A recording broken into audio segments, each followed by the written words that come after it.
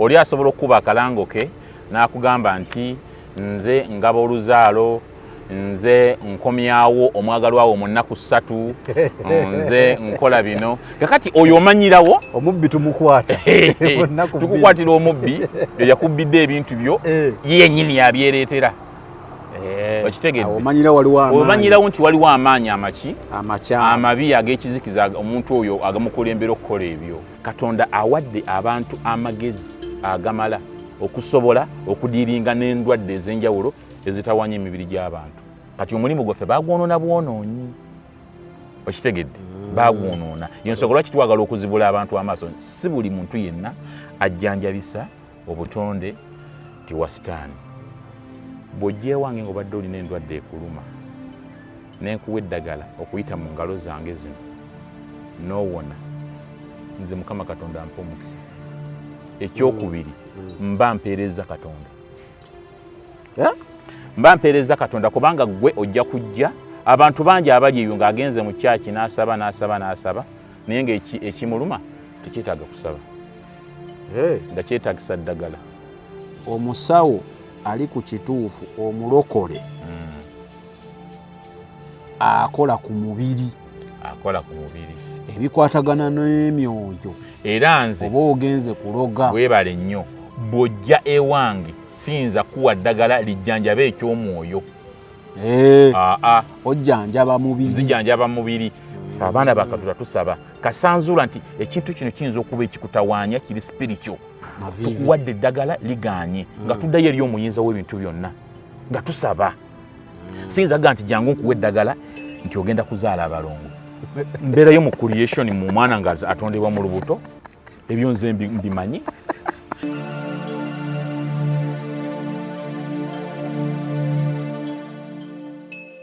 Obulamu bunyuma, obulamu buwooma. Ekyo tekiriiko awakanya wabula obulamu bunyuma bulamu agugi mazima. Wuliriza nkuleetedde ekyokuddamu ku ndwadde ez'enjawulo ezituteganya mu bulamu gwe wamma ne tulema okweyagala. JS Medical Hubs bano bakugu mu kujjanjaba ebizimba mu lubuto, tujjanjaba hania n'abulira ddala otawanyizibwa ndwadde za lususu, ebimmonde ku matu, enkovu ezizimbye oba nsundo, byonna tubibuzaawo. Ate nno tetukoma okwo, era tujjanjaba ulcers, sukaali, pressure n'endwadde endala nnyingi. Abatawanyizibwa mu nsonga z'omukisenge nammwe tetubalekeredde. Tulina JS Body Cleanser nga bw'olinywa lino likamula obucaafu bwonna mu mubiri. Olwo JS Immune Booster ne lizimba obutaffaali mu mubiri. Linyweko weetangira okulwalalwala. Ku JS Medical Hubs eddagala tukozesa lya butonde teririna bulabe yadde. Basebo ne bannyabo mbalamusizaako mu linnya lya Mukama waffe Yesu. Yenze Musawo John Sewanyana wano ku JS Medical Hubs. Njagala okujjukiza ekintu kimu nti obulamu buli mu ngalo zo. Byolya ku sowaani yo oba byonywa mu kikopo kyo bye bigenda okusalawo onaabeera mulamu oba onaabeera wandwadde. Tukuyita wano ku JS Medical Hubs tukujjanjaba endwadde. Jjukira nti ffe we tujjanjaba ensibuko, tujjanjaba cause, tetujjanjaba symptoms. Tukuyita jangu ojjanjabwa endwadde yo wano ku JS Medical Hubs ojja kuwona mu linnya lya Yesu Kristo. Amina. Tusangibwa Nansana okumpi ne Nansana Business Center oba tufune ku simu zino wammanga noti 7 bisatu nkaga mu 7 bisatu nkaga mu 2 oba noti 772 lwenda chenda mu mwenda noti 29. JS Medical Hubs for health and skin solutions.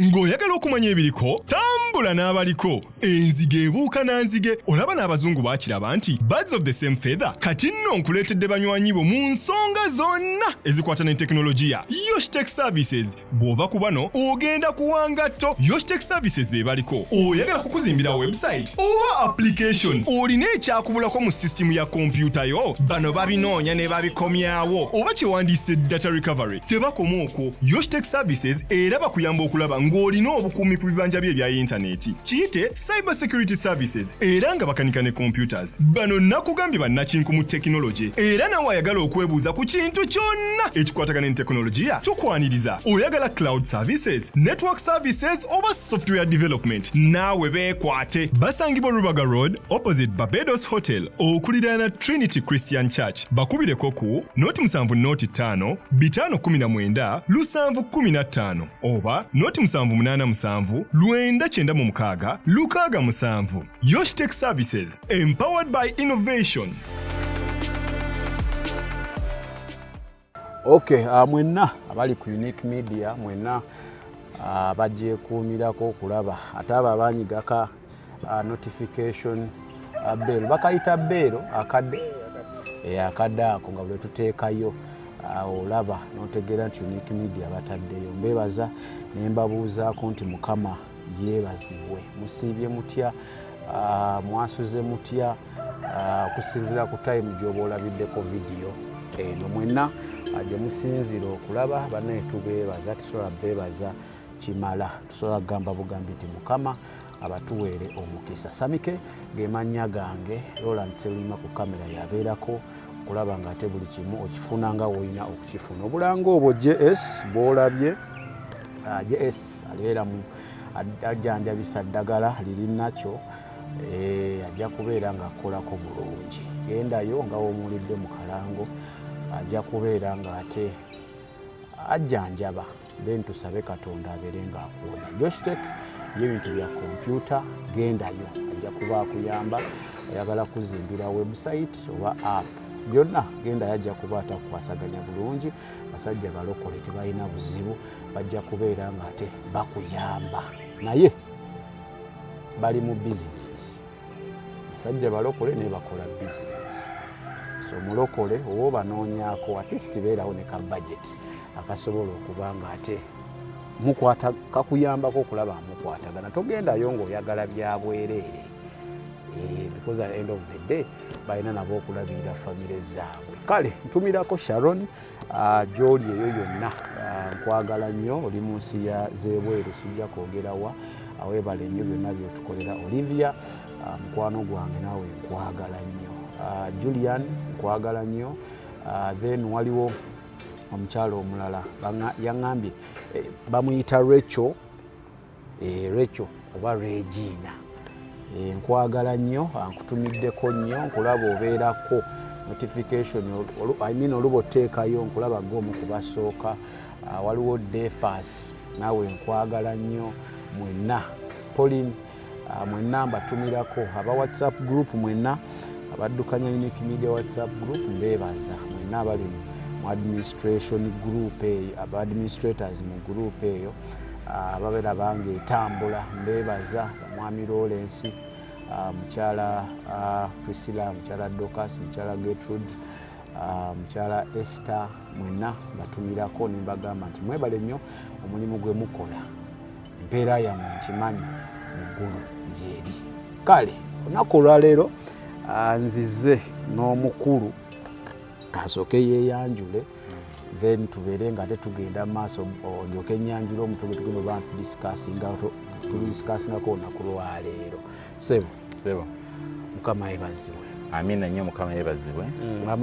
Amanya nze John Sowanyana, nze director oba nga nze musawo akulira JS Medical Hubs. Emirimu gye tukola mu nsi gyegyo kujjanjaba abantu, kuyambako emibiri gy'abantu okubeera emiramu nga tukozesa obutonde obutwetoolodde. Yesebo mbulizaako ku bantu baffe. Mbalamusiza nnyo mwenna mu linnya lya Mukama waffe Yesu, mwenna abalaba Unique Media, mwebale kulondawo bulungi okulaba Unique Media. Ekyokubiri, neebaza management eya Unique Media. Mukulu Samike, oyinza okuba tomanyi njawulo gyokoze mu mitima gyaffe oba mu mitima gy'abantu abakulaba. Naye nze nga nze nyinza obutayogerera balala, kubanga nze kanayogereko nga nze okuva olunaku lwe nasooka okukulaba n'okulaba pulogulaamu zo, obulamu bwange bukyuse nnyo. Data tansala kugamba mbeeraawo nga nninda nti obalira agenda kuteekayo ki nga nninda. So okoze bulungi nnyo obulamu bwange, nkwebaza ne management yonna. Mwebale nnyo, mwebalire ddala. Abantu ab'enjawulo b'oleeta bakola kinene nnyo okusomesa obulamu bwaffe, era tuyiga. Nze ndi muyizi mulungi, ngoberera era njiga. Si lwakuba nti kuliko akalango kange nti nangirako, naye ndi muyizi era njiga. So mwebale nnyo, mwebalire ddala. Amiina. Awo tugambire ekitiibwa kidire Katonda affe. Amiina. Kale kati nekikundeeseza olunaku olwaleero. Esseba. Nenkugamba jangu obeeko ensonga zottaanya.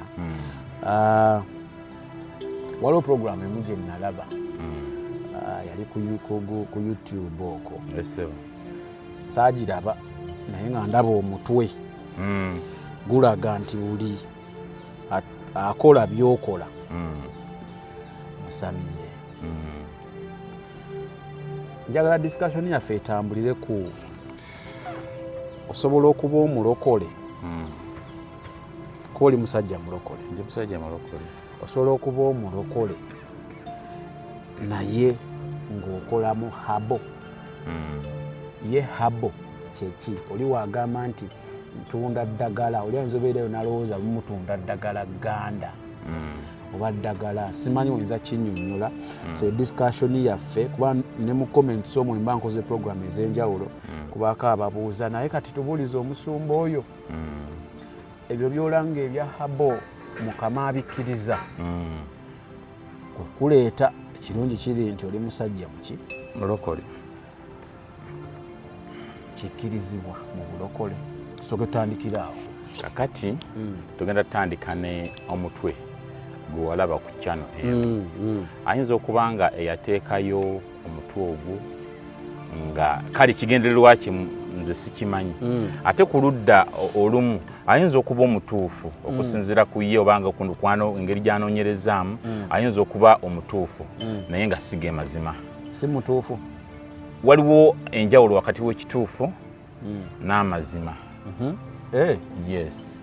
Ekituufu kye kiba kiri wa ekituufu waliwo abasajja mu Bayibuli omwo baali batambula olugendo ne bagamba tuyise tutya ku basajja bano ne bategeka emmere ne bamala naye ennaku nyingi ne bambala enziina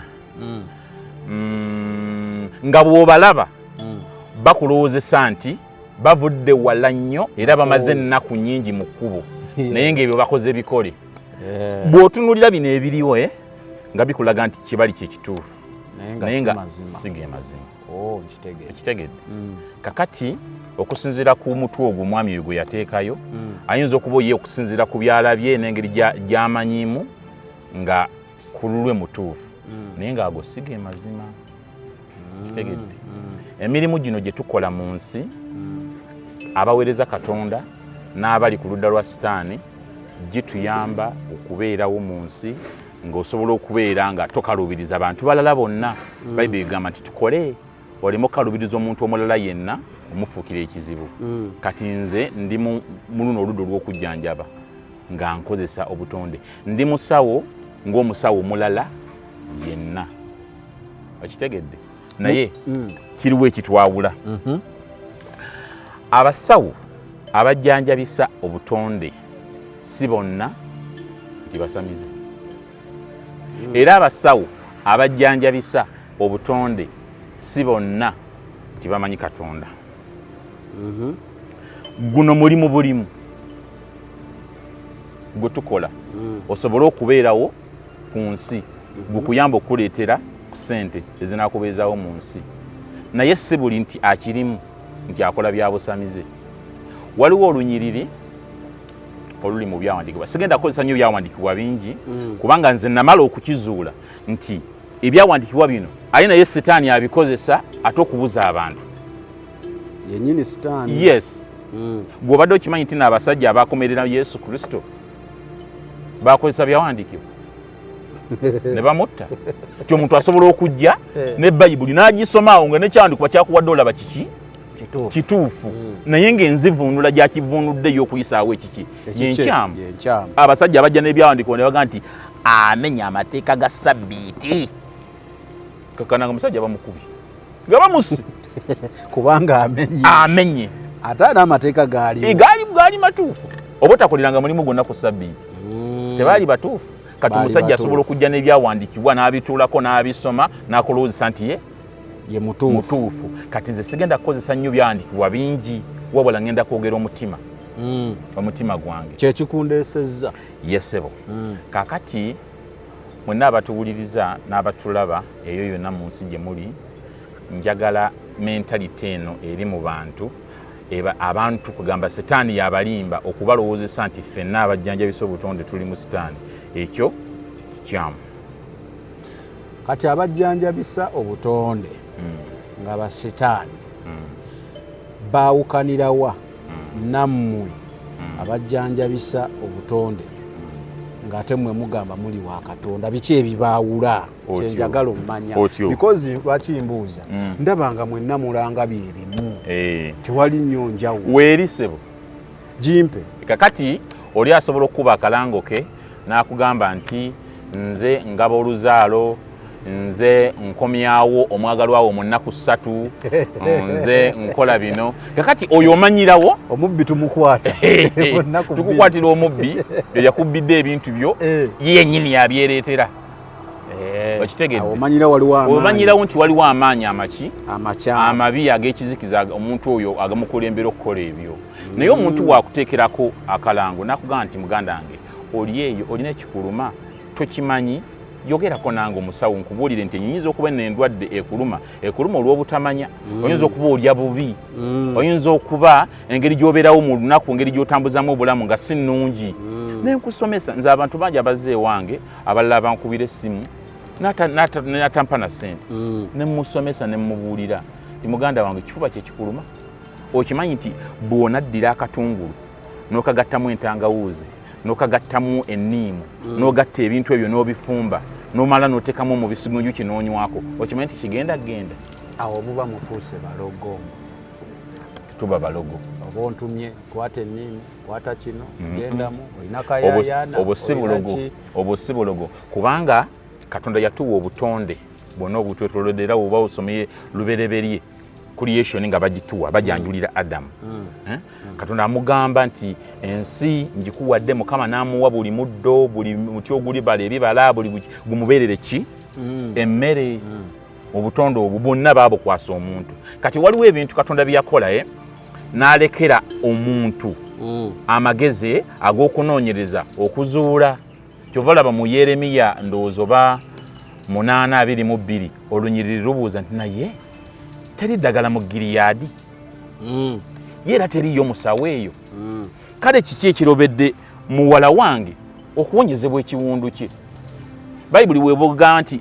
teri ddagala mu Giliyadi Katonda aba amaze okulaba nti eddagala gyeriri ebuuza teri ddagala mu Giliyadi era teri musawo eyo kiba kitegeeza nti Katonda alengedde omulwadde n'alaba nga omulwadde yatatutte buvunaanyizibwa kunoonya musawo kubanga omusawo ayinza okuba naye tatutte buvunaanyizibwa kunoonya ddagala kubanga asoose kubuuza teri ddagala mu Giliyadi gyeriri teriyo musawo eyo Katonda abeerera ki n'endwadde Katonda yabuuza mu Giliyadi eddagala gyeriri Katonda awadde abantu amagezi agamala okusobola okudiiringa n'endwadde ez'enjawulo ezitawanya emibiri gy'abantu ekyo tekyetaagamu kugamba nti ngende mu mwoyo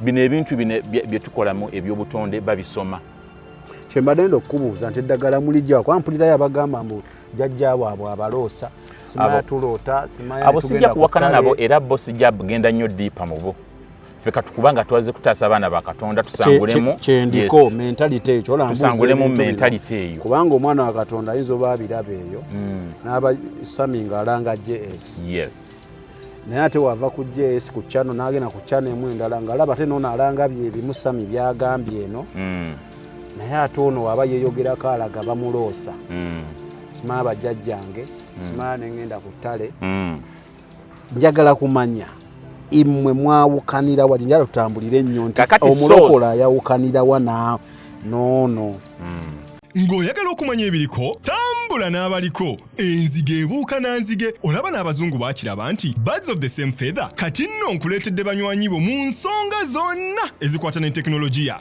Yoshitech Services bw'ova ku bano ogenda kuwangatto Yoshitech Services be baliko oyagala kukuzimbira website oba application olina ekyakubulako mu system ya kompyuta yo bano babinoonya ne babikomyawo oba kyewandiise data recovery tebakoma okwo Yoshitech Services era bakuyamba okulaba ng'olina obukuumi ku bibanja bye ebya intaneti kiyite cyber security services era nga bakanika ne computers. Bano nakugambye bannakinku mu technology era nawe ayagala okwebuuza ku kintu kyonna ekikwatagana ne teknologiya tukwaniriza. Oyagala cloud services, network services oba software development, naawe beekwate. Basangibwa Rubaga Road opposite Barbados Hotel okuliraana Trinity Christian Church. Bakubireko ku noti 7 noti 5 519 715 oba noti 787 996 667. Yosh Tech Services, empowered by innovation. So sife ko tujje ebintu ebyo okitegede kati baba basamize oba bajjanja banga tebalina mukama so siju kubajje ebintu byabwe gigenda nnyo dipa tuli kuyiyo tuli kuyange fe ebintu bino tubisoma government yatokolerawo laboratory number eri wandegeya otwala eddagala ne bali kebera ne bazuula kino kirimu kino kirimu kino kirimu kino era kisobola okukola ku kino ne kino ne kino okitegedde fede tulota bolosi ddagala era tukola amadagala ne bagenda ne gundi evunanyizibwa ku ddagala National Drug Authority ne bakkiriza mu kujjanjabisa obutonde tulina n'akakiiko tulina n'ebitutwala era ojje wange singa gavumenti ekusanga nga ojjanjabisa obutonde naye nga ojjanjaba mu bukyamu bakukwata kubanga oli ku bulamu bw'abantu kitegede taata kitegede yes so ebino tetubigwamu obugwintu twave ne tutandika okujjanjabisa obutonde ate kyokubiri ekintu kyonna kyotasobola tokyerijjako ntera nnyo bagamba waliwo bendabye abajjaawo n'obagamba ekyo si kijjanjaba yes nze kyesisobola sikyerijjako ate ekyokubiri emibiri gino Katonda yamanya engeri gigifunctioningamu kubanga ye yagibumba bwe ngamba nti nze nzijanjaba okuwonya kwa Katonda siba mukyamu kubanga Katonda yamanyi eddagala we lituuka mu mubiri ombe emmere wetuuka mu mubiri ekola etya omubiri ne gutolako eyagwo enaavaamu nevaamu etagasa okitegedde ebyo byonna sisitimu ya Katonda kati kyova olaba ffe ewaffe gwe twekwasa naye kiri ekibuuzo kyombuuziza ngo ngamba nti twawukanirawa nabo bo bali soosi gye bajja kubagamba mbu baloota simanyi bakola ki eddagala lya jjajjange okuva ku jjajjange bajjanjaba abo baabwe bali ku byabwe bwakabaka bulala ffe tuli mu bwakabaka bwa kitangaala ate n'ekyokubiri abantu kyenjagala bamanyi tukola omulimu guno ogw'okujjanjaba abantu nga n'omuntu omulala yina wakola omulimu naye nga ffe ekigendererwa ekyaffe okujjanjaba abantu ba Katonda bw'ojja ewange ng'obadde olina endwadde ekuluma n'enkuwa eddagala okuyita mu ngalo zange zino n'owona nze Mukama Katonda ampa omukisa ekyokubiri mba mpeereza Katonda mba mpeereza Katonda kubanga gwe ojja kujja abantu bangi abali eyo ng'agenze mu kyaki n'asaba naye nga ekimuluma tekyetaaga kusaba nga kyetaagisa ddagala kyekibuuzo kyonna kirina kugambye wali olunyiriri oluli mu Yeremiya 8:22 awo ogenze nga walalamu JS waliwo ebituluma nga tebyetaaga kusaba nga teweetaaga kusaba ng'ojja kusaba osabe olowooze nti Katonda tawulira onyiige naye nga ne Katonda adde eno n'agamba naye mwana wange kiki ng'obutamanya bwe bukutawaanya nga tomanyi oli mulwadde kubanga tomanyi nga so singa Mukama anaakusisinkanya JS n'omusisinkana naga nti ekikutawanya kye kino kola bwoti mu nnaku ezi 3 n'obeera ng'omubiri guteredde n'oddayo ne weebaza Mukama si buli kintu kyonna nti essaala y'ekijjawo ako kattaanye bulungi si buli ndwadde eruma omuntu beemutawaanya nti alina genda kufukamira asabe okusaba sikuwakanya era kye tulina okukola olina okusaba Bayibuli eyogera n'egamba mu Luka 18 olusooka okusaba obutakoowa naye bw'osaba obutakoowa essaala eyo Katonda ayinza okugiddamu bw'ati nga ye ayagadde okuwonya okuyita mu nze okuyita mu ebyo bye yakuwedda ebintu ebyo Katonda yabituwadda tubirina wano tetumanyi nkozesa gye tubikozesaamu kusobola kubeera balamu. Yes sebo. So habo si mubi. Habo tabangako mubi. Abamukozesa Bayibuli nti Mukama Katonda yakola buli kintu kyonna nga kirungi. Abantu ne beegunjiza ebyabwe. Abantu bagunja. Kugunja byabwe. Yes sebo. Kakati tuli kwena abalokole. Abalokole. Biki ndwadde ki oba biki mbeera ki mwe zemutakwatako ng'ezowoozi abankibuuze nti akankwek just example. Waliwo bempulira abeera nga simanya tugaba enzaalo. Simanya ngaba abalongo. Kati ebintu bwe bikyombuuza nti mwe ng'abalokole abali mulimu guno biki bye mutagendamu nti bino JS kati solaba bino neweebiti ngono yeeranga akola bino ne bino. Oyo mufuusi wa Katonda si waabwa Katonda. Omuntu yenna akugamba ekintu naye nga kikomekkereza kyekoona ku by'omwoyo, oyo sooka omwekengere. Kubanga abasawo abajjanjaba omubiri guno tujjanjaba mubiri, by'omwoyo nedda. Yes. Omuntu kale kankyogere bwe nti omuntu osobola okujja ewange endwadde ng'ekuluma naye nkutunuulira kuba nange ndi musabi nsaba osobola okwogera nange kankuye ekyokulabirako kitono. Waliwo sisita yajja ewange nga mulokole amaze emyaka 8 n'omwami we omwana abuze yalema okufuna olubuto. Kati yajja nga waliwo amulagiridde naŋŋamba nti waliwo yandagiridde wanaŋŋambye osobola okunyamba. Ne mugamba kankuwa eddagala, bwe nkuwa eddagala lino n'otafuna lubuto toddamu kugenda mu ddwaliro lyonna oba toddamu kunywa eddagala lyonna lya abu ng'oyagala kufuna lubuto. Kati ne ndimuwa n'eccupa ey'okubiri. Kakati bwe nali muwadde eccupa ey'okubiri ng'agimazeemu n'ankubira n'aŋŋamba musawo jangu ne ŋŋenda waali n'ayogera nange ng'akaaba n'aŋŋamba nti nze gw'olaba bwe mbeera n'omwami wange tetunyumirwa ng'omukyala w'abeera neki n'omwami we n'omuntu we nga Katonda we yategeka ensonga ezo. Naye ate we neebaka ekiro waliwo ekintu ekinkozesa ate kyombeera nakyo bulungi nenyumirwa. Ne mugamba eddagala komaawo. Wamugamba komaawo? Namugamba toddamu kunywa ddagala. Kati gwe kikuluma kya mwoyo tudiringe nakyo. Samike njogera nga mu ggulu bandaba. Nalikodinga nga audios ekiro nga nzukusa okusaba nga nsabira omuwala oyo ku WhatsApp ne musindikira nga tugabana naye essaala nensabira omuwala nawe Mukama yamba omuwala ono.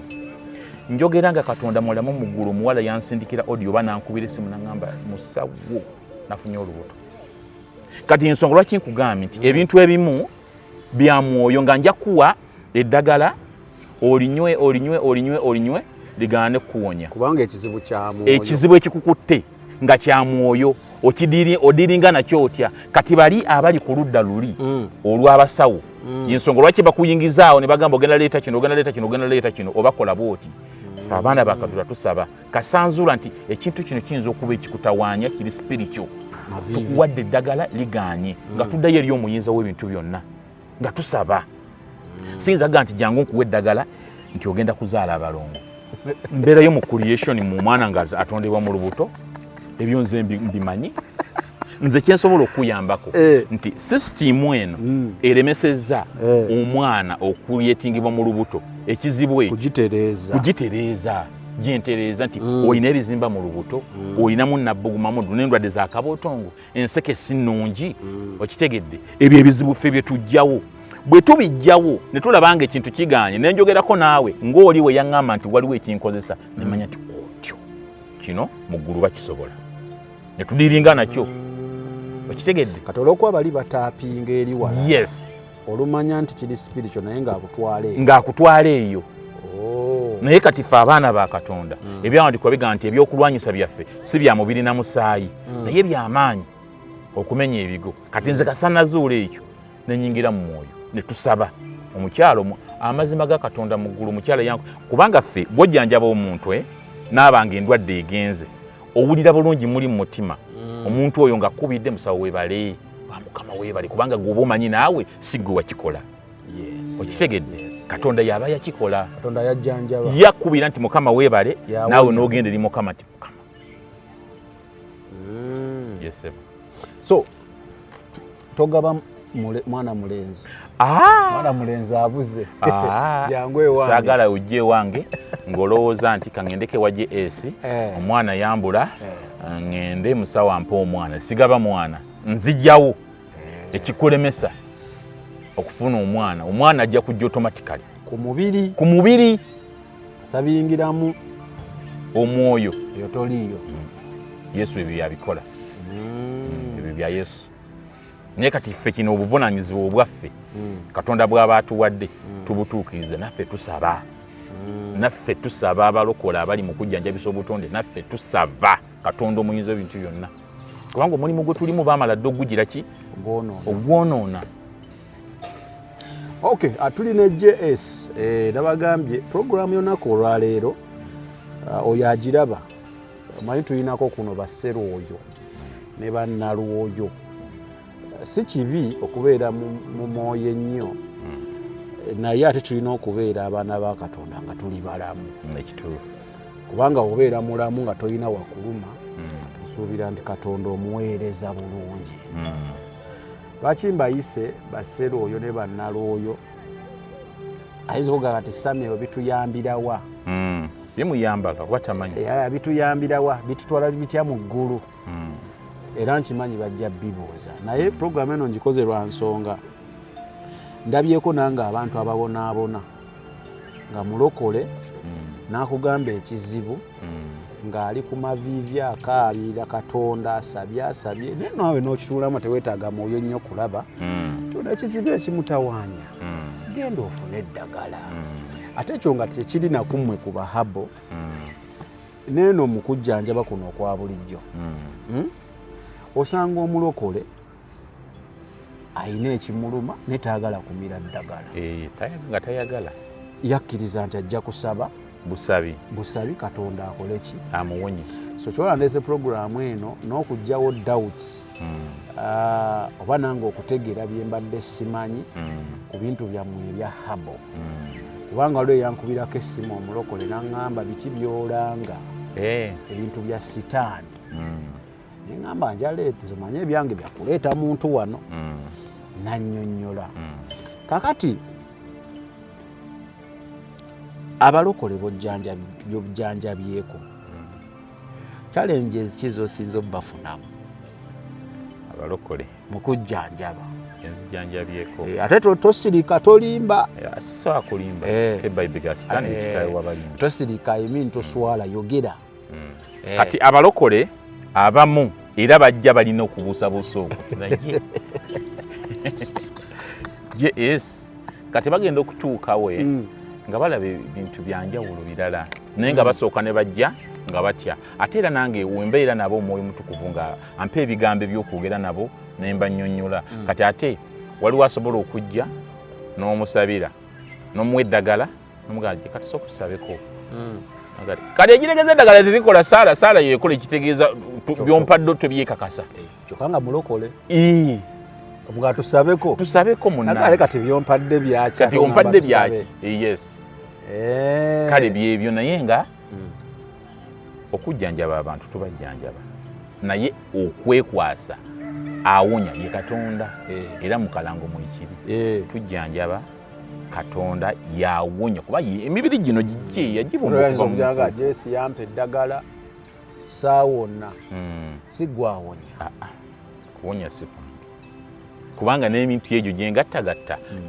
ebyo byonna butonde bwa Katonda sitaani tatondangako kintu kyonna n'ekimu era basebo ne bannyabo njagala mbategeeze waliwo Katonda waayogera ekintu kiba tekikomye ku oyo gwakyogeddeko gwakigambye Katonda kya generations omusajja mu Bayibuli omwo King Keezeekiya omujjukira omumanyi endwadde ze yalwala nzijjukira yalwala amayute ne tuweraliikira tugaa kabaka agenda okutufaako kaakati Isaaya gwe baali batumye ne bamugamba genda ogamba omusajja oyo kabaka nti ategeke ennyumba ye agenda kufa amangu ago amayute ne gakwata omuntu n'alwala endwadde ne tweraliikirira ffe abaaliwo kaakati Bayibuli egamba nti Keezeekiya bw'amala okwenenya ne yeegayire nawe kati onzitira ki naye jjukira ye ekirungi kimu kye nali nkukolera kino nenkola kino nenkola kino tojja kuntwala Mukama ebintu bino binzijeko mu ggulu ne bawulira Katonda n'addamu n'atumaani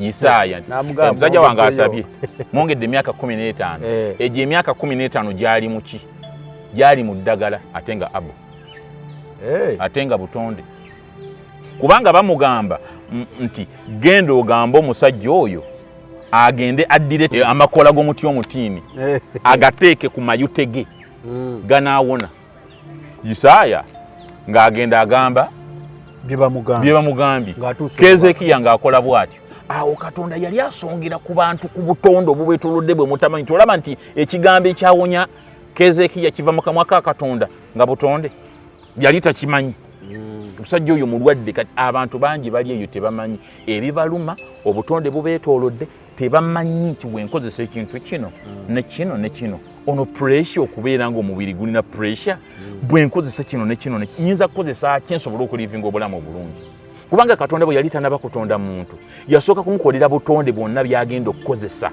n'abimuwa n'alyoka aleeta omuntu nga byonna biwedde era Katonda yamanya bulungi ebizibu ebigenda okutuukirira omuntu kyova olabe yasooka kuteekawo solution nga tanabaleeta muntu buli kizibu kyonna wansi w'enjuba kirina ekyokuddibwamu buli endwadde yonna eruma omwana w'omuntu wansi w'enjuba eriko eddagala eryatondebwa Katonda lwakuba ffe tutamanyi okitegedde kakati bali baloota simaba baloosa biki mu ddagala mulitegeera mutya jesi n'omanya nti kati guno omuti gusobola engugatta ne kino n'embifumba mponya ekifuba wengatta kino kino mponya mugitegeera mutya kakati baseba ne bannyabo abantu balowooza awo ensi yavaawo dda ebitabo biwandiikiddwa by'osoma n'ozuula nti ekintu kino kirimu kino ne kino ne kino mulimu ebirungo bwe biti ne bwe biti ne bwe biti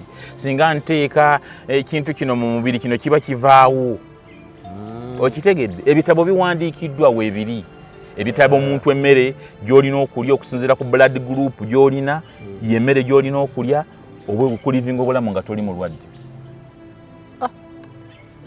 era singa abantu baali balya okusinziira ku blood group zaabwe ate amalwaliro gaali badde makalu nnyo tulina kulya okusinziira ku blood group yes n'olya emmere according to your blood group naye olw'okuba nti ebyo tetusobola kubituukiriza yensonga lwaki endwadde ziyingira okulya n'okunywa byoli oba byonywa bye bisalawo onaabeera mulamu oba onaaba mulwadde okulya kati gwokedde ku makya olidde chapati olidde ebintu byonna ebyo n'olya eŋŋano amazzi onywa kitono tokimanyi nti olunaku omuntu osobola kale ekitono nnyo onywayo lita 3 ebyo tobikola n'okeera ku makya oluuto olukuluma olina constipation emmere gye walidde munda muli ekutte tefuluma okitegedde kati endwadde onaazeewala otya kati awo kikwetaagisa kuba wa mwoyo nnyo nti oba naga nti owaye sooka onywa ku ddagala ligenda okwoza mu lubuto liklinzinge colon ekyedde ekinene aluso ogenda kuba omugobye pressure ogenda kuba ogigobye endwadde zonna ezitawaanya omubiri ogenda kuba ozigobye system eno y'olubuto ng'ogitereezezza nnyonjo ogenda kuba ogobye endwadde nnyingi nnyo kubanga ebyetawaanya omwana w'omuntu endwadde we ziva ne zimumegga lubuto wewava problem byalya byanywa biwangala mu lubuto ne bivundirayo okitegedde buli ndwadde awo neefuna amaanyi nekumegga nekukuba kati awo wenzija nenkuwa eddagala ligenda okwoza mu kyenda likuggyemu obukyafu obuli munda nga lya abo terigenda kwonoona nsigo terigenda kubaako kintu kyonna kiri kukola n'ofulumya obukyafu obuli munda mbawa sitaani toba mulogo tolaba nti kati gwe aganya okulikozesa gwe mukyamu olw'obutamanya nti bwe naagenda nenywa abo wabasamize. Ate ne Bayibuli egamba abantu bange babuze lwaki? Lwakubulwa kumanya. Obutamanya kye kigambo ekisinga obuzibu. Okumanya ebiseera ebisinga tekubeera mu mwoyo nnyo ne mu buntu wano olina omumanya. So nze kye njagala okukubiriza abantu mwenna abali eyo mu mawanga ag'enjawulo abatulaba, obutonde obukwetoolodde Katonda yabukuwa amaze okulaba ebizibu by'osobola okusisinkana mu nsi lwakuba tomanyi bukozesa. Ekisooka kyenjize w'ogendanga ew'omuntu ng'atandise okukwata ku bintu by'omwoyo, leeta kino eyo vaayo. Oyo muggenze ettapinga mu birala si wa Katonda. Ekyokubiri, waliwo ebintu ebimu nga tebivaawo na ssaala yokka. Nga ssaala yokka kituufu. Tulina okujjanjaba nga wetusaba. Yes. Ekirala kyenzudde nti ebintu bino mubisoma. Bisomebwa. Temuloota biroote nga bali. Ate ekyokubiri nti abo waali watuuse eriyo abantu kati Samike waliwo eddagala eriri ewange lyenkozesa nga n'ennimiro yaalyo weeri situukangawo. Yes. Ate ekyo ekyokuba limuliwonya endwadde 10 mubijjawo ebyo. Anti kakati wuliza temuli bayaayi. Tetubangako bayaayi. Nze abayaayi gye bali abali mu Mukama njagala ogenda mu ggulu. Samike okolerera ggulu emirimu gyonna gye tukola abaana ba Katonda kagube guno gutuusaako abantu tagetiyo.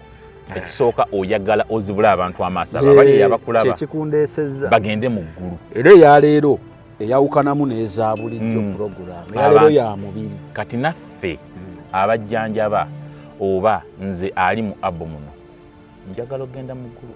Olunaku lugenda ku kyasamike amawugwe gange gasirike nga temukyayitamu mukka. Buli kimu kisirike banzijeko omubiri ngende mu antuga yafudde gwebale nnyo. Kati ekiseera ekyo nkitya nnyo nkyeraliikirira nnyo kyekimbeeza mu Kristo. Saagala kuzanyira ku bantu ba Katonda. Nzijjanjabisa obutonde buno nga nkola obuweereza. Okuweereza Katonda si kwa mu kituuti kwokka. Omuntu wajja ewange ng'endwadde ebadde emutawaanye ne mugamba nti kola kino kola. Ekyokubiri eri abantu abatalina ssente abantu ba Katonda ng'ali eyo talina ssente naye nakukubira essimu n'aŋŋamba nkoze ntya n'omugamba kola bwoti ne bwoti. Juzi omukyala yankubira ng'ali bweru eyo n'aŋŋamba sukaali anoma ne pressure ne mugamba maama kola bwoti genda oddire obummonde obuzungu funanga obutungulu 2 oba kamu obukubenga mu blender onywenga ebikopo ebi 2 buli lunaku onywenga juice glasses 2 buli lunaku kikolera omwezi oddayo bakupime. Ali wala siri kumpi naye. Kati omuntu ng'oyo bw'afuna okuddibwamu bwe kutyo kati gwe n'ogamba nti nze amulagiridde ekyo kya sitaani. Naye ng'oli butamanya abaddewo ebbanga nga n'ebintu ebyo si bizibu kugira ki kufuna asobola bifuna ate ng'abirya na bifumbe. Yes. Naye nga tamanyangako nti singa aba bikozeseza mu butonde bwabyo ebiringo birimu kubanga kana akamonde kajja kendeza ku acid oli ali mu katungulu aleme kubeera wabolabe. Naye kati akatungulu we kanaatuuka munda mu muki mu mubiri kalyoke kakube glucose ezaafuka ez'obulabe okufuuka diabetes kazikakkanye kakuyamba okugyamu cholesterol zino eziri mu musaayi ezizibikira omusaayi okutambula obulungi okutuuka mu buli kitundu ky'omubiri. Okiwulira kazikube kazeeyo pressure enkuba yaayo ebeere ennomo. Ebyo ebintu nga bitono nnyo. Kati nze wenkulagirira ebintu bwe bityo mbawa setaani. Kati omulimu gwaffe bagwonoona bwonoonyi. Okitegedde bagwonoona. Yensonga lwaki twagala okuzibula abantu amaaso. Si buli muntu yenna ajjanjabisa obutonde tiwa sitaani. Kikyamu. Kati je sebo endwadde ekyesinga okutawaanya abantu baffe abalaba gwe mu kujjanjaba. Endwadde ezisinga okutawaanya abantu ekisooka abantu balya bubi. Endya. Abantu balira ddala bubi. Aba tebafuluma. Fuluma kuzibu.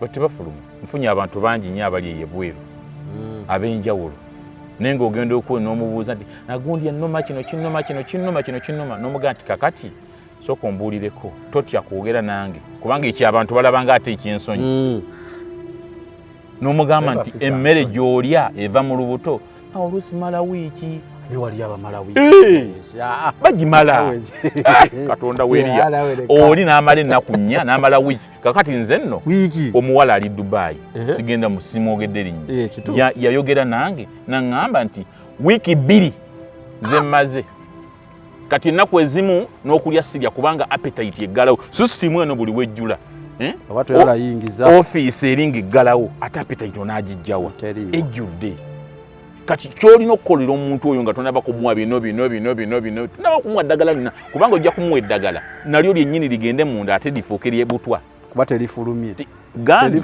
terifuluma weligenda mu lubuto n'oteekayo libeera yongera kukola butwa ojjuza bujjuza kati olina kumuwa bintu bimuyamba kufuluma kasasiro yenna onaali munda aveeyo butwa bwonna bufulume alyoka awone olwo eddagala lyogenda okumuwa okugjawo endwadde eri lijja kukola kubanga ligenda tuuka mu mubiri nga muyonjo samika olaba omuntu ojja osinkana omwala olaba omwala nga gutambuza amazzi bwe guzibikira ne gujjamu ebintuntu enkonge agatiititi watandika owunya mugendamu agakerekere ebintu gwe mubiri nti guba gugegedde eri munda nga wenna ogegedde tofuluma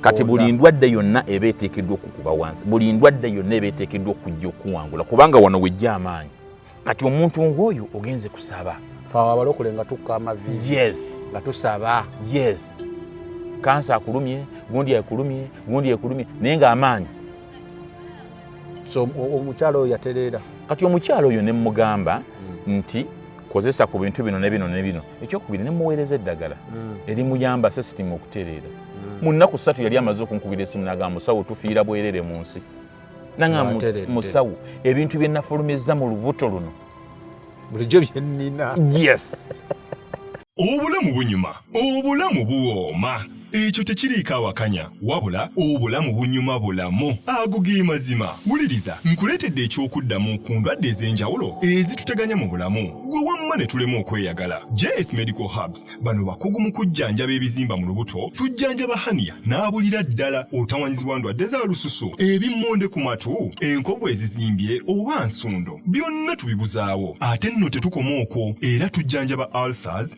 sukaali pressure n'endwadde endala nnyingi abatawanyizibwa mu nsonga z'omukisenge nammwe tetubalekeredde tulina JS body cleanser nga bw'olinywa lino likamula obucaafu bwonna mu mubiri olwo JS immune booster ne lizimba obutafaali mu mubiri linyweko weetangira okulwalalwala ku JS Medical Hubs eddagala tukozesa lya butonde teririna bulabe yadde. Basebo ne bannyabo mbalamusizaako mu linnya lya Mukama waffe Yesu yenze musawo John Sewanyana wano ku JS Medical Hubs. Njagala okujjukiza ekintu kimu nti obulamu buli mu ngalo zo. Byolya ku sowaani yo oba byonywa mu kikopo kyo bye bigenda okusalawo onaabeera mulamu oba onaabeera wandwadde. Tukuyita wano ku JS Medical Hubs tukujjanjaba endwadde. Jjukira nti ffe we tujjanjaba ensibuko, tujjanjaba cause, tetujjanjaba symptoms. Tukuyita jangu ojjanjabwa endwadde yo wano ku JS Medical Hubs ojja kuwona mu linnya lya Yesu Kristo.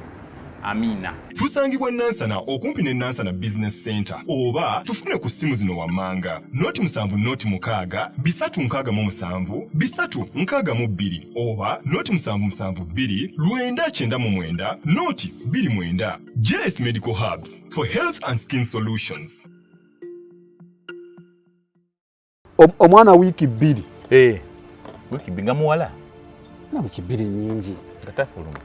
Baada emuna tuno tukyusizaamu ku location kasana ikadde katusazeeko nitugala tukyuseemuko. Program eno ngirese ku nsonga 2 emu kutereeza kya habo kubanga abantu abasinga babeera ennyo mu butamanya nagamba buli ali mu habo ebidagala ebyo mbitya muba muyingidde bya sitaani babiyita na bidagala naye ate abamu beerabira nti n'ebimu ku bye bateeka mu gali ge tugamba nti ge g'abazungu amalungi era nabyo ojja kwesa gundi ezimu tetumanyi bye tuteekamu kutufulumiza akantu ako akarawundi mbuke tetumanyi kalimu chemicals era tetuli wano kubakuba osobola okukozesa oba gy'oyagala naye nekino njagadde kireeta ekya haba okulaga nti gw'omulokole oba ogenze wa haba ewatuufu wetukugambye si wajje esi wokka naye neewalala kasaba nti wali biri bye tukwogeddeko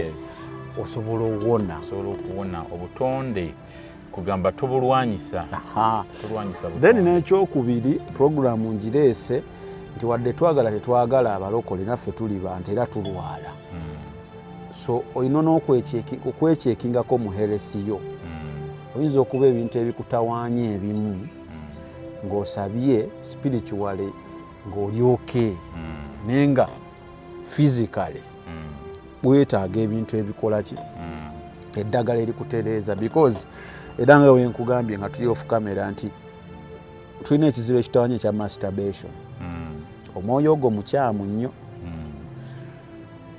naye mukama wakuyamba n'oguwangula n'agugjawo era gulekawo damage guleka gukwonoona physically gukwono abaana abavubuka bonese prostate okitegeera kati nga weetaaga okujjanjaba omubiri spiritually wajjanjabwa mukama akuyambye nga tokyakikola okiwangudde naye because obadde okikola kyakwonoona nga weetaaga okugenda ofune eddagala kakati era n'omwoyo ogwo kyegukola abantu ekisooka gukwonoona prostate olaba abantu abo bebateekamu egundi akapiira naaba tasobola kusiba musolo gumuyita mu buyisi ne bamuteekamu akapiira yaba yalwala kivaawo abavubuka n'atuuka ekiseera abadde mu mbeera eyo kino nno kintu kikulu ate abalokole bakikola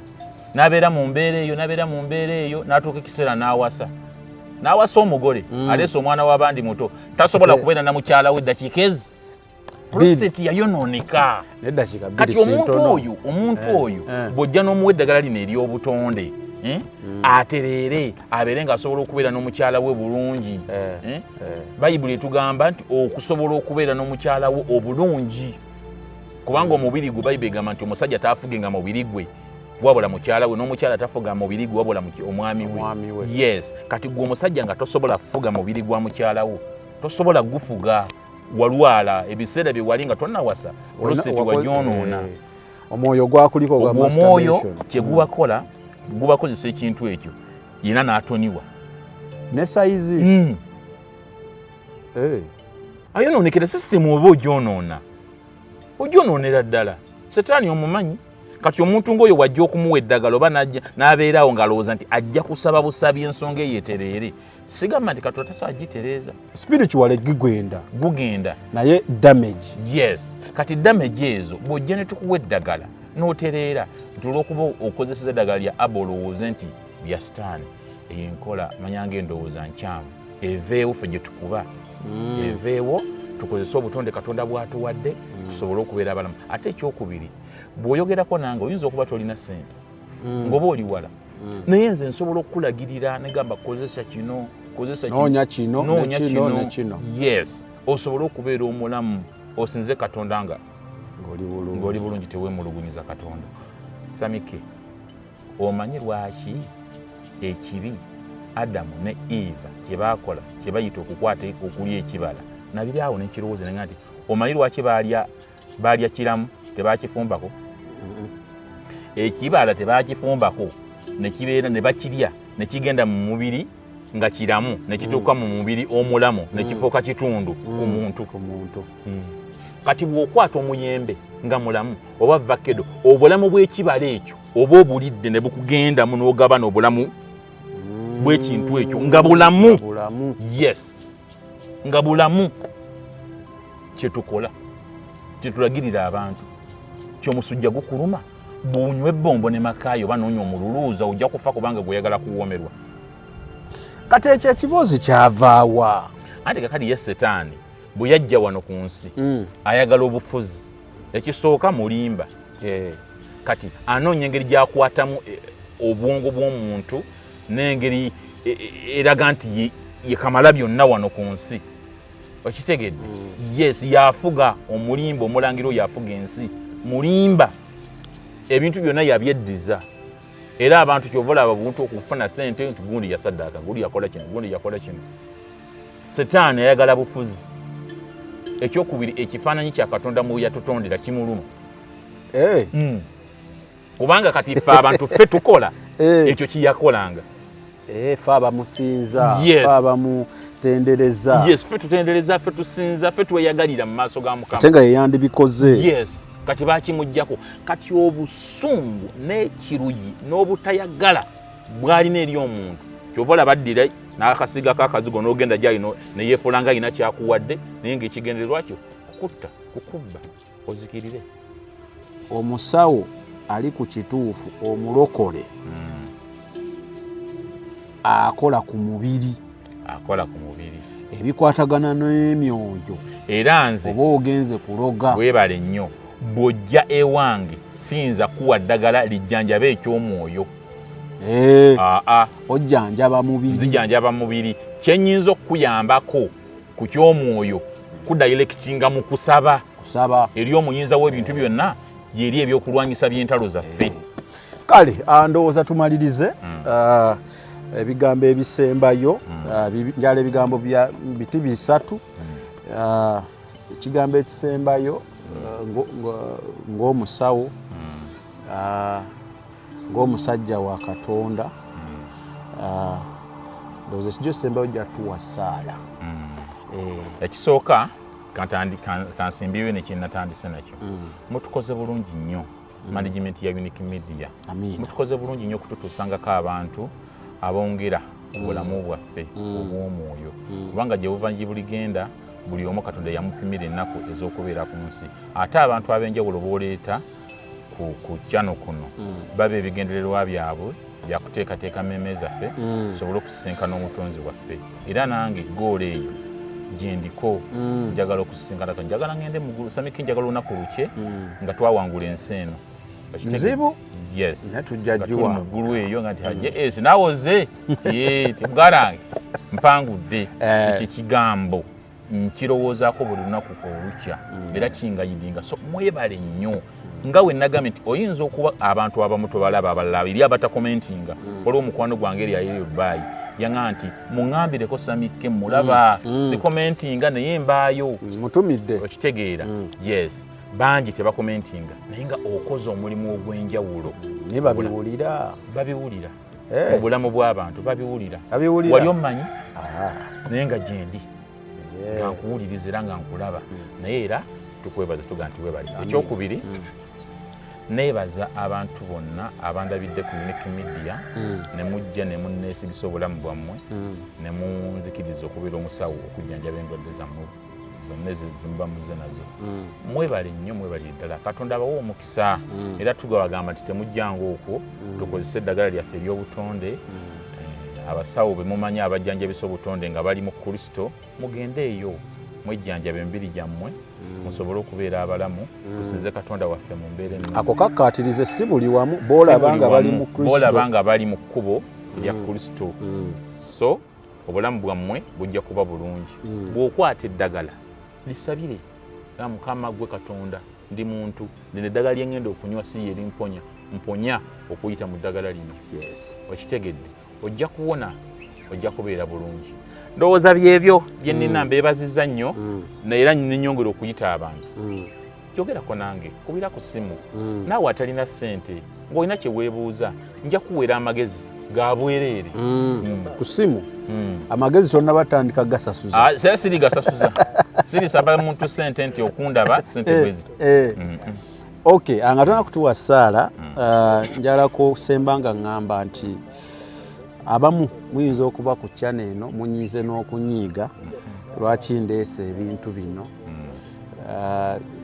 naye nga obulokole eno channel ya bulokole channel ya bulokozi togenda sanko bintu bitagatta ku Kristo naye nsuubira nti n'okubeera n'omubiri nga guli bulungi guli healthy kitundu ekigatta kuzimba Kristo togenda kukeera ku makya ng'oli mubuulizi wa njiri ng'olina ekikutawaanya ku mubiri obuulire. Era tujja kukubira akasimu otugambe leero seewulira bulungi oba tukole enkya. So nze nsuubira nti omubiri gulina kubeera nga nagwo guli mu state ntuufu okulaba nga tuweereza. Waliwo we nnemeredde okujja opulizentinga wano njuka nayogerako naawe ndi mulwadde. So gwayinza okiraba nga bituyambirawa. Nsuubira nsaba oleme kuzuula we kikuyambira nga tekinnaba too late. Kuba ebintu ebisinga ebimu ebituvumaganya Katonda n'ogaa Katonda nga tonkolera, Katonda nga tomponya. Ng'olumu weetaga kwogerako n'abantu bano nga ba JS ne Katonda ayitaawo akuyambe. Kiringa nga mu bizinesi togenda kusaba Katonda simanya akuyamba ofune ku ssente ogaggawale ng'osiiba weebase. Gulawo bizinesi yiiya Katonda ayitooma kuwa omukisa. The same thing ebikutawaanya health wise janjaba nga wosaba Katonda akuwonye. Kale asamike ge gange Roland Selima yabadde ku kamera. JS gwe mbadde naye kubanga gwe mbadde nsobola okukubira akasimu n'atampa nnyo buzibu n'aŋŋamba mukama wange jangu tukolera nkwebaza okumpa akaddeko. Amiina. Nze nsuubira kati otuwe essaala tube nga ate puroguramu nakwayo tugimaliriza. Amiina. Bonna abali e Dubai eyo nga bali bweru senga beetaaga okubayambamu okwebuuzaako essimu bakkubire. Essimu bankubire, WhatsApp enamba ezo zonna eziri kweziri. Ogereko nange nja kubaddamu bulungi nnyo. Yes. Kale Katonda waffe oli mulungi, oli wa kisa eri abantu bo era oli mutukuvu. Ekyo naffe tukimanyi Mukama. Ffenna abantu bo tukulowoozaako Mukama era tukunyumyako Ayi Katonda. Tumanyi nti gy'oli gwe mulungamya waffe Mukama wange mu nsi muno. Nkweyanziza nnyo olwa puroguramu eno, nkweyanziza nnyo olwa Unique Media nga channel wamu n'abagiddukanya bonna. Katonda wange kkiriza nno ow'omukutu guno omukisa gugaziye nnyo Mukama Katonda ayinza ebintu byonna. Abakulu bano Mukama wange ayinza ebintu byonna baleeta abantu ku channel eno ne boogera ebigambo ebigulumiza erinnya lyo era ne bakoma ku mitima gyaffe. Kkiriza Mukama obatunulemu Ayi Mukama. Obulamu bwabwe obw'omwoyo bunywezebwe nnyo kubanga kye kigendererwa kyabwe abantu basobole okutuuka mu maaso go bawangule ensi bagende mu ggulu. Obulamu bwa Sami Kena bonna Mukama Katonda wange abaddukanya omukutu guno gwa Unique Media mbusibidde mu kiganda ky'obulamu wamu ne Mukama Katonda. Tewabaawo ngeri yonna omubi Sitaani w'ayinza okuyita okuba channel eno. Ayi Katonda omuyinza w'ebintu byonna. Teeka olugo oba olukomera olw'omuliro Ayi Mukama ku bulamu bwabwe. Omukutu guno Mukama gufuuka omukutu ogw'amaanyi. Bugaziyegaziye Mukama Katonda ayinza ebintu byonna mu nsi yonna gumanyike. Tujja kukwebaza Mukama Katonda wange ayinza ebintu byonna. Kkiriza abakulu bano baweebwe omukisa oguva eri Katonda ogusuukundiddwa ogw'omunyiika kubanga wagamba nti gwe wekka agaba omukisa nga teguliiko buyinike. Gubawe Ayi Katonda ayinza ebintu byonna mu linnya lya Yesu Kristo. Abo bonna abatulaba Mukama abantu abagula data waabwe ne bagamba nti kabasalewo okugubirira ebya Katonda. Kkiriza bawe omukisa. Bakuumire Mukama Katonda wange mu kubeera w'okwo.